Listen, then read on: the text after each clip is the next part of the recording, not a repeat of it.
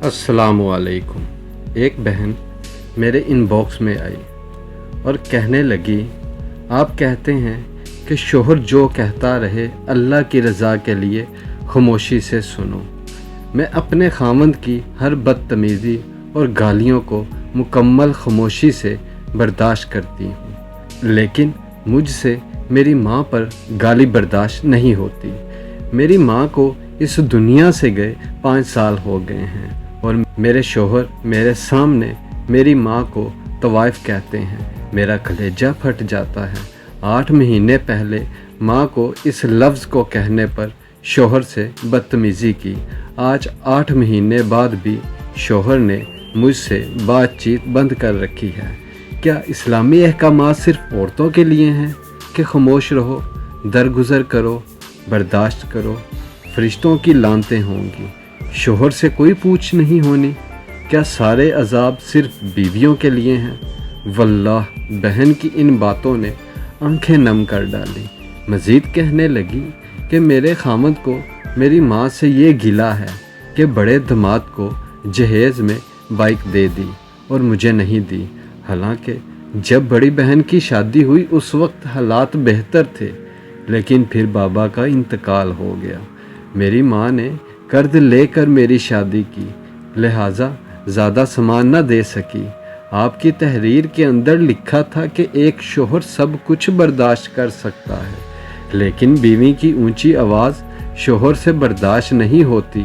اور دوسری طرف یہ بھی حقیقت ہے کہ ایک بیوی سب کچھ برداشت کر سکتی ہے، لیکن اس کے گھر والوں کو برا بھلا کہنا یہ برداشت سے باہر ہوگا، بالخصوص ماں اور باپ۔ آپ لوگوں نے سنا تو ہوگا ہی کہ کسی کی آہ نہیں لینی چاہیے۔ یہ آہ کا کنسیپٹ صرف ماں باپ یا یتیم مسکین بچوں کے ساتھ نہیں، بلکہ ہر اس شخص کے ساتھ ہے جس کا دل دکھایا گیا ہو۔ اس کے اندر محرم، غیر محرم، رشتہ دار، دوست و اقارب اور تمام دنیا کے لوگ شامل ہیں۔ جی یہ فلاں شخص نمازی ہے، جواب ملے گا منہ پہ مارو اس کی نمازیں۔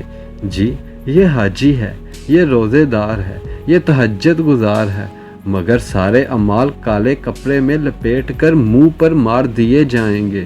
جواب ملے گا کہ پہلے اس شخص سے معافی لے کر آؤ جس کا دنیا میں دل دکھایا تھا، جو آنکھ دنیا میں تمہاری وجہ سے روئی تھی۔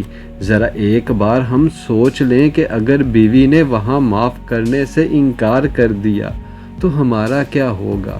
وہ اپنا گھر چھوڑ کر آئی، صبح کا ناشتہ، دوپہر کا کھانا، رات کا کھانا اس کی ذمہ داری، کپڑے دھونا، استری کرنا اس کی ذمہ داری، گھر کی صفائی، جھاڑو پونچھا اس کی ذمہ داری، بچے سنبھالنا، بچوں کی پرورش اس کی ذمہ داری، ساس کا یہ کام، سسر کا وہ کام، کچھ بھی اس کے ذمہ نہیں۔ مجھے چھوڑیں کہ یہ آپ کیا کہہ رہے ہیں، دنیا کے کسی بڑے عالم سے پوچھ لیں، ان میں سے کوئی ایک کام اس کے ذمہ نہیں سوائے بچوں کی پرورش کے۔ وہ انکار کر دے اسے کوئی گناہ نہیں، لیکن وہ یہ سب کرتی ہے۔ اس کے باوجود اسے گالیوں سے نوازنا، اس کے گھر والوں کو گالیاں دینا، سب کے سامنے اس کی تذلیل کرنا کہاں کی عقل مندی ہے؟ اسے گالیاں نہ دو، بس سلوکی نہ کرو، اسے سینے سے لگاؤ۔ تم اللہ کے بندے ہو، وہ بھی اللہ ہی کی بندی ہے، اور اللہ سب دیکھ رہا ہے۔ مولانا صاحب کا ایک جملہ جو وہ اکثر اپنے بیانات میں فرماتے ہیں کہ اگر حقوق نہیں دے سکتے نہ دو تو پھر روزے رکھو، لیکن کسی کی بچی کی زندگی برباد مت کرو۔ شوہر تو محافظ ہوتا ہے، اور جب محافظ ہی بیویوں کو گالیاں نکالنا شروع کر دے تو پھر اس گھر میں کوئی خیر نہیں۔ جزاک